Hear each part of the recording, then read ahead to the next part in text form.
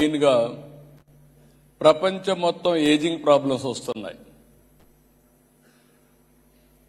అన్ని దేశాల్లో ఏజింగ్ ప్రాబ్లంతో ఎకానమీ కూడా దెబ్బతినే పరిస్థితికి వచ్చింది.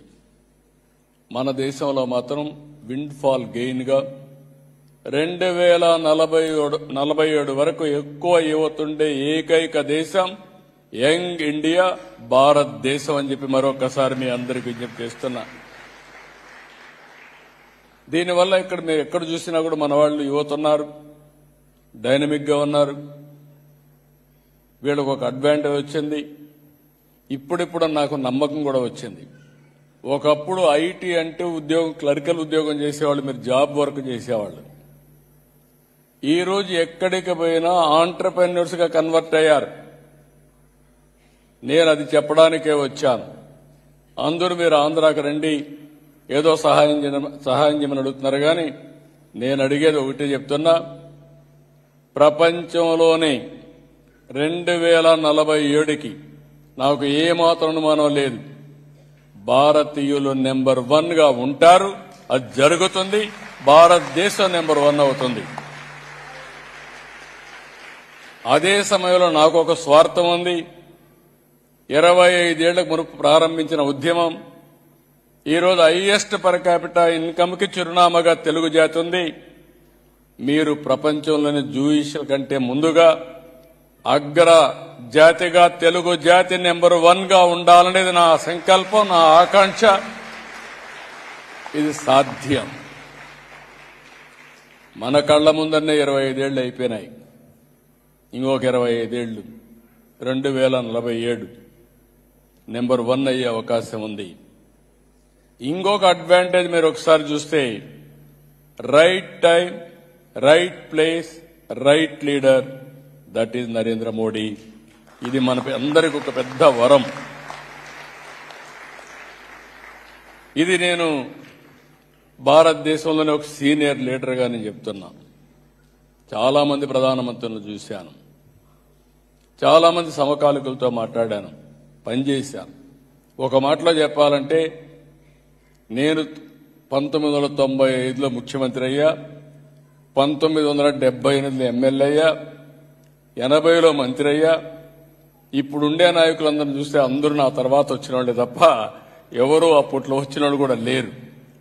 కానీ అనుభవంతో చెప్తున్నా, ఈరోజు మీరు చూస్తే approval rating of world leaders July 2025 నిన్నే వచ్చింది. ఇది కూడా చేసింది మార్నింగ్ కన్సల్ట్ అనే అమెరికా బిజినెస్ ఇంటెలిజెన్స్ ఇచ్చిన గ్లోబల్ రేటింగ్ చూస్తే, డెమోక్రటిక్ కంట్రీస్ లో పాపులర్ లీడర్ ఎవరంటే అన్ని దేశాల్లో నెంబర్ 1 నరేంద్ర మోడీ గారని చెప్పి తెలియజేస్తున్నా. అంటే ఆయన మీరు చూస్తే 75% అప్రూవల్ రేటింగ్.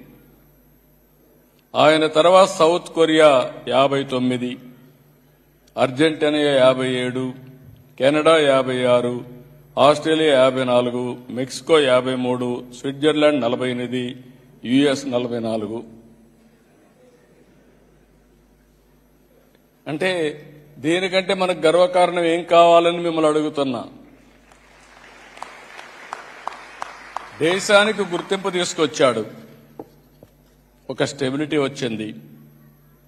ఇలాంటి ఫ్యాక్టర్స్ వచ్చినప్పుడు ఆకాశమే హద్దుగా మీరందరూ దూసుకుపోగలిగితే మేము మిమ్మల్ని ప్రోత్సహించడానికి సిద్ధంగా ఉన్నాం, ఎకోసిస్టమ్ క్రియేట్ చేయడానికి సిద్ధంగా ఉన్నామని చెప్పి కూడా నేను మీకు తెలియజేస్తున్నా. ఇవన్నీ చూసిన తర్వాత నేను ఒక నిర్దిష్టమైన ఆలోచన పెట్టుకున్నాం.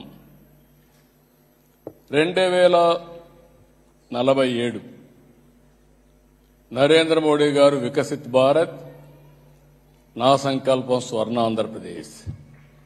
స్వర్ణాంధ్రప్రదేశ్లో హెల్తీ, వెల్తీ, హ్యాపీ సొసైటీ సంకల్పంగా పెట్టుకున్నాం.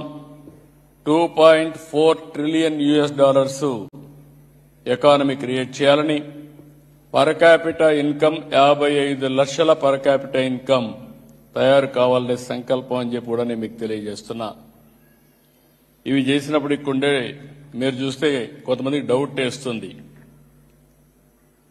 అమెరికాలో మొత్తం 43 దేశాలకు సంబంధించిన సంపన్నుల జాబితా తయారు చేశారు.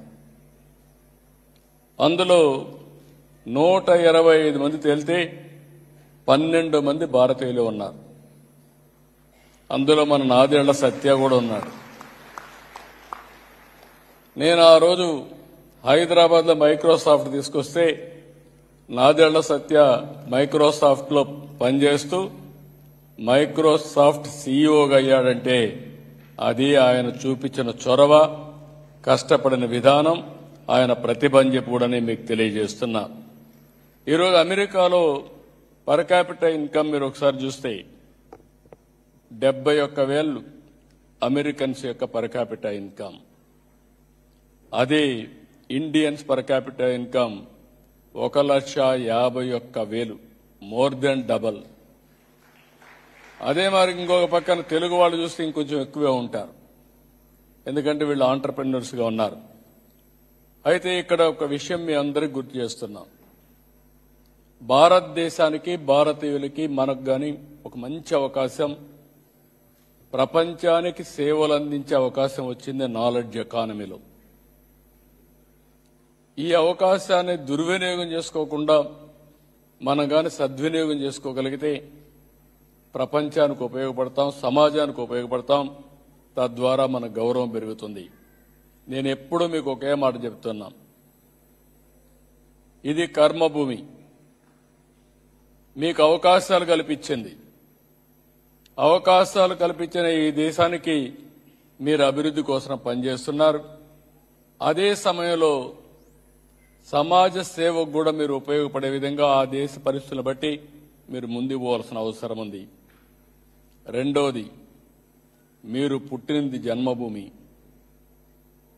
మీరు అక్కడ పెరిగారు. అక్కడ ట్యాక్స్ పేయర్స్ మనీతో మీరు పైకి వచ్చారు. మనతో పుట్టిన వాళ్ళు ఇంకా చాలా మంది పేదరికంలో ఉన్నారు. మన బంధువులు ఉన్నారు, మన ఇంటి పక్కన ఉన్నారు, మన ఊర్లో ఉన్నారు. మనకు ఒక బాధ్యత ఉంది. తిరిగి సమాజానికి ఇచ్చే బాధ్యత కూడా మన మీద ఉంది. ఈ రెండు కూడా బ్యాలెన్స్ చేసుకొని మీరు ముందుకు పోతే తిరుగులేని విజయాన్ని మీరు సాధిస్తారు. దానికోసమే నేను మిమ్మల్ని అందరినీ ఒకటే చెప్తున్నా.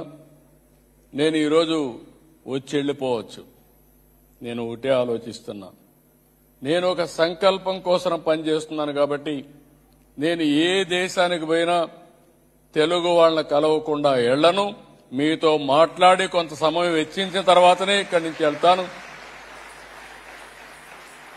దానికి కారణం మీరు చేసే మంచి పనులకు చేయూతనివ్వాలి. ఒక రాష్ట్ర ప్రభుత్వం ఒక సావరిన్ అధికారంగానే మీకు సపోర్ట్గా ఉంటే మీరు అనుకున్న లక్ష్యాలను చేసుకునే అవకాశం కూడా వస్తుంది. ఇప్పుడే మిత్రులు